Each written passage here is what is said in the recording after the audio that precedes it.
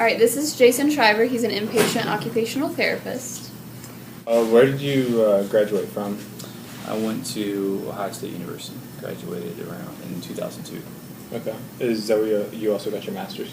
I didn't get my master's. In 2002 was before the therapy professions transferred into master's level programs. So we were all still bachelor's level, and we were grandfathered in under the old rules, which allowed us to sit for state boards. Okay. So subsequent to that, I think '04 is when they mandated master's level across the country. So how many years were you in school for? 4? I was in school for 4 years, yep. 4 Okay. years, bachelor's degree. All right, what does the typical day look like as an inpatient occupational therapist? Well, here at Riverside, it's busy. We're I want to say maybe the second largest hospital in Central Ohio. Ohio State, I think, has got us by a little bit, but we're the largest in the Ohio health system. We service a lot of populations here. We see neuroscience, so basically strokes, brain tumor, any sort of neurological disease you can imagine make their way here from all over the Central Ohio area. General med populations, people that are just generally sick, pneumonia,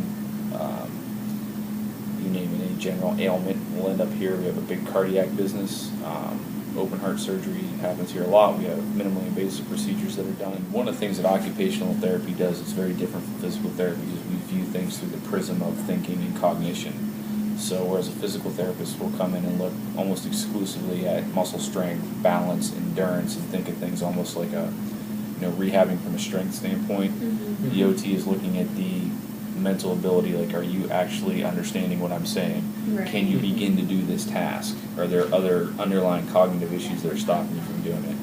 We also sort of view the patient through the prism of roles. So returning to roles in your life, which we call occupations, it's a little bit of a little bit confusing with the term, but basically it's we try to see what were you doing? Are you a janitor?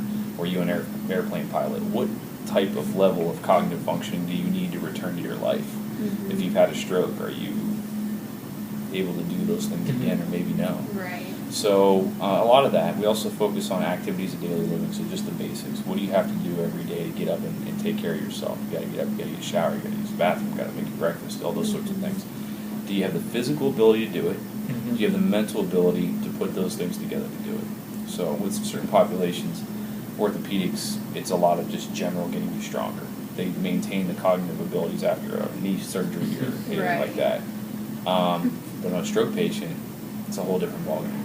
You may have profound deficits that it's going to take a long time to get you back to doing things you're accustomed to doing. So that's our sort of unique prism how we view things. We are part of our business. That's our acute care business. A whole other part of our professions in pediatrics that work in the schools. So we work with kids with special needs and all those sorts of things. Kind of viewing it through the same prism. And then there's an elderly population we work with. Occupational therapists are also certified hand therapists in certain environments. So they'll do just exclusive hand therapy after tendon repairs and those sorts of things. But here we're much more sort of a generalist that has to kind of know how to do a little bit of everything. What was one of the most difficult situations you have had, you personally have had to address as an occupational therapist? In my career here, people that come into these hospitals are pretty sick and critical, and sometimes die. And one of the things that's in this environment that's the most scary for any therapist will tell you is a condition called deep vein thrombosis, which is essentially a blood clot in the leg, that can occur with prolonged bed rest, people that lie in bed for a long time, also people that are having issues with their blood clotting, so a stroke population that might already have a clotting issue. Those clots in the leg can become mobilized and move to the lung in the form of what they call a pulmonary embolism, which is fatal. And it results in, if it's bad, it can almost result in immediate death. And unfortunately, during my time here, there have been 2 incidents in 12 years where we were walking a patient that threw a PE and passed away there. So that's probably the hardest thing I've ever had to deal with. How has this career challenged you both during school and after graduation? Well, in any sort of medical profession or helping profession, you're a lifelong learner, meaning that school really never stops for you. You have to, even though you're practicing, you have to stay up to date on everything that's emerging from the research and from literature to stay current and also to do the best by your patients. So in school was tough. I mean, getting into OT, when I did, since it was bachelor's level, the applicant pool was a lot larger than it is now, because when they moved it to master's level, now all of a sudden we're talking about people that are just going to grad school. It cuts down the pool. So when I was in school, it was like big time academic challenge. I remember, I think OSU at the time was not even considering applications that were submitting under 3.7. They weren't even considering them. And they were allowing 41 a year, so there was this intense pressure to every undergrad class was like a pressure cooker to make sure that you got, A- was not going to cut it, so that was intense. But then afterwards, it's like, you want to make sure that you stay glued into everything that's going on. We have a continuing education requirement, like in order to maintain our licensure. Every 2 years, we have to go get 20 CEUs, which is basically like 20 hours of continuing education. A lot of it's done here, where people will come in and do it in your work environment, so it doesn't, you don't have to go off to classes. But so that's been a challenge. I think that just sustenance of the level of, your professional responsibility to patients is to make sure that you're absolutely doing the best based off of research today, and and it always changes a little bit, so you have to stay aware. So. Do you feel you have reached patients emotionally in addition to physically? Yeah. I mean, one of the things with the helping professions, when you're bedside and you're actually doing straight up hands-on patient care, and with therapists more so than a lot of other, even physicians, I'd say, because physicians are they're looking at medicines and they're managing a case from sort of arm's length. They'll come in, they talk to the patient, they check your lungs, they discuss your case. Therapists, I mean, you're hands-on. I mean, it's personal. You're getting in there, you're physically getting them out of bed, you're taking them step by step by step, all the way back home. So you do build a lot of intense relationships with patients. We had a patient rehab unit here just most recently. It's still Ohio Health, but we moved it down to Victorian Village to the old Doctors North Hospital. But we would have yearly picnics where we had patients, all these patients that would come back and be so grateful for the amount of work you did, and it's really becomes like, you kind of know them for life. I mean, I know that there are patients that I saw 7, 8 years ago that I still remember, and if I see them, it's like, because it is an intensely personal part of medicine when you're hands-on with people, and you're going to be, when you do stroke rehab, I mean, literally, sometimes you're sitting there holding the patient up and actually physically moving their legs and, doing those sorts of things, so you break down some barriers. I think, not to say that other helping professions don't establish those relationships, but I think they sort of naturally occur in the context of therapy a little easier than others. What advice do you have for college students to keep on track for occupational therapy? Well, I always say that, my sister's in OSU's program. She's a second year, so she's just got into it now. And my advice to her was to understand what this job is, and you do that through shadowing, and shadowing in multiple environments. So just because we're practicing here in acute care, know that we practice in pediatrics, know that there's hand therapists out there, there's folks that practice in mental health. Try and get an understanding of what all that is. And ask yourself, is this something that I really want to do? Do I want to put forward this commitment? A lot of times, doing the shadowing and taking a look at what the actual job is helps people keep on track. I think my sister is an example. She came here and observed with me 3 or 4 years ago when she started at OSU, and she was on an acute stroke unit. And she saw what we did, and she said, "No, I don't think that's for me," right? So I didn't push anything. I just kind of said, "Oh, at least you got the experience of shadowing." About 2 or 3 years later, she started talking about how I want to do something with kids to where I can help special needs kids, and she couldn't quite see who does that. And she thought, well, is that a teacher? Is that who does that? And all of a sudden, it started to show up that OTs were doing a lot more with that adaptive thing. So she went and started shadowing that area of the profession, and all of a sudden, it was like, this is what I want to do. It was like, and that kept her on focus.